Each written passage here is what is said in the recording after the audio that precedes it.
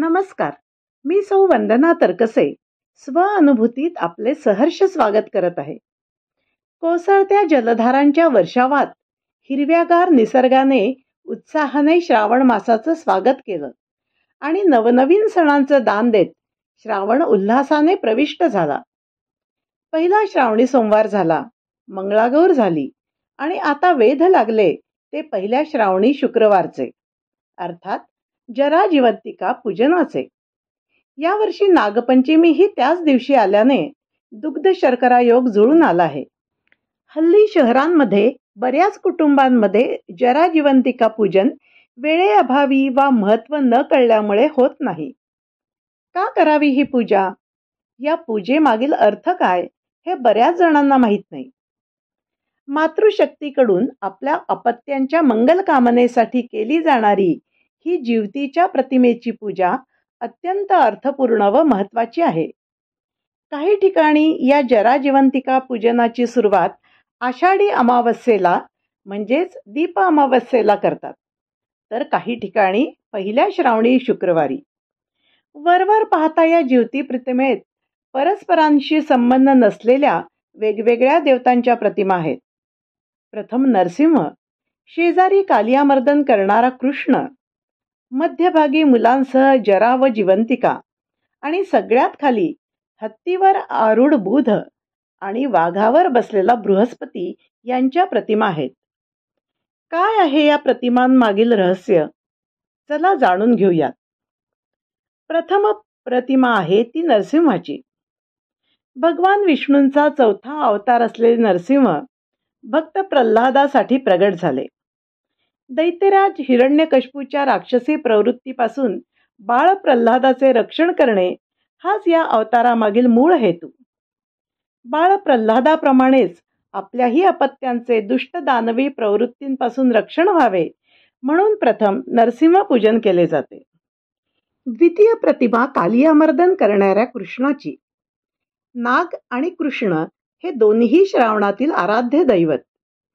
खेळणाऱ्या बागडणाऱ्या लहान सवंगड्यांवरील संकट कालिया नागाला न मारता त्याला अभय देऊन दूर जाण्यास भाग पाडून श्रीकृष्णाने चतुराईने दूर केले आणि नाग व बालसवंगडी यांचे रक्षण केले. त्या मध्यभागी असलेल्या जरा व जिवंतिका कोण आहेत यांचा संबंध महाभारतात आढळतो. मगध नरेश बृहद्रथ राजाला 2 राणे असूनही अपत्यप्राप्ती नव्हती. चंडकौशिक ऋषींनी दिलेला प्रसादाचा आंबा राणीस खायला दिल्यास तिला अपत्यप्राप्ती होईल असा आशीर्वाद त्यांनी दिला. दोन्ही राण्यांवर समान प्रेम असल्याने राजाने आंब्याचे 2 समान भाग करून दोघींना खाण्यास दिले. प्रसादाने राण्यांना अर्धे अर्धे शरीर असलेल्या पुत्राची प्राप्ती झाली. अशा विचित्र अर्धवट अर्भकास बघून राजा संतापला व ते दोन्ही तुकडे जंगलात नेऊन टाकण्याची सेवकांना आज्ञा केली.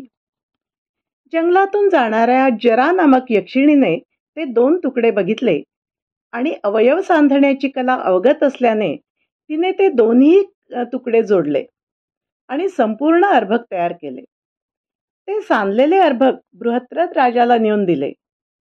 जरेने सांधलेले अर्भक म्हणून राजांनी त्याचे नाव जरासंध ठेवले. अशा प्रकारे अर्भकास जीवनदान देणारी जरा आणि मुलांना दीर्घायुष्य देणारी तिची सखी जिवंतिका यांची पूजा केली जाते. सर्वात शेवटची प्रतिमा हत्तीवर आरूढ अंकुशधारी बुध आणि वाघावर हातीत चाबूक घेऊन बसलेला बृहस्पती म्हणजेच गुरु यांची. बुधाच्या प्रभावाने बालकास अलौकिक बुद्धिमत्ता, आकर्षक व्यक्तिमत्व व वाक्चातुर्य मिळावे, तर बृहस्पतीच्या प्रभावाने विवेक बुद्धी, शैक्षणिक प्रगती व आध्यात्मिक उन्नती व्हावी ही कामना केली जाते. हत्ती हे उन्मत्ततेचं प्रतीक. मानवी मनाला येणारी उन्मत्तता बुद्धिमत्तेचा, चातुर्याचा अंकुश वापरून नियंत्रित करता यावा हे हत्तीवर आरूढ बुधदेवतेस मागितले जाते. तर वाघ हे अहंकाराचे प्रतीक. जो अहंकार प्रगतीत बाधक ठरतो. विवेकाच्या चाबकाने अहंकारावर गुरुकृपेने ताबा मिळवता यावा हे मागणे बृहस्पतीस मागितले जाते. अशा प्रकारे मातृशक्तीने अपत्यांसाठी केलेले रक्षक व पालक शक्तींचे पूजन म्हणजे जीवती पूजन. जेव्हा पूजनामागील अर्थ, हेतू स्पष्ट होतो, तेव्हा खऱ्या श्रद्धेने पूजन करणे सोपे जाते. चला तर या श्रावणी शुक्रवारी श्रद्धेने हळद, कुंकू, गंध, अक्षत, वस्त्रमाळ, दुर्वा, आघाडा, फुले अर्पण करून दूध साखरेचा, गुळ फुटाण्यांचा तसेच पुरणपोळीचा नैवेद्य दाखवून आरती करून पूजा संपन्न करूया. पूजा समयी जरे जिवंतिके देवी बालयुक्ते प्रमोदिनी रक्षाव्रते महाशक्ती पूर्ण कामे नमोस्तुते अशी प्रार्थना करूया. जीवतीची पूजा आरती झाल्यावर घरातील मुलांना पाटावर बसवून औक्षण करूया. मुलं बाहेरगावी असल्यास चारही दिशांना औक्षण करून अक्षता टाकूया. संध्याकाळी सुवासिनींना हळद कुंकू लावून गुळ फुटाणे देऊन ओटी भरूया. अशा प्रकारे आपल्या अपत्यांना निरोगी सुदृढ आयुष्य लाभावे, बुद्धिमत्ता विवेकबुद्धी लाभावी, वाईट गोष्टींपासून संरक्षण व्हावे, यासाठी जीवती व्रत मनोभावे करूया. माझे विवेचन आपणास आवडले असल्यास कृपया माझ्या व्हिडिओला लाईक व शेअर करा. माझ्या चॅनेलला सबस्क्राईब करून बाजूच्या बेल आयकॉनला प्रेस करा, जेणेकरून माझ्या येणाऱ्या व्हिडिओचे नोटिफिकेशन्स आपणास तात्काळ प्राप्त होतील. धन्यवाद.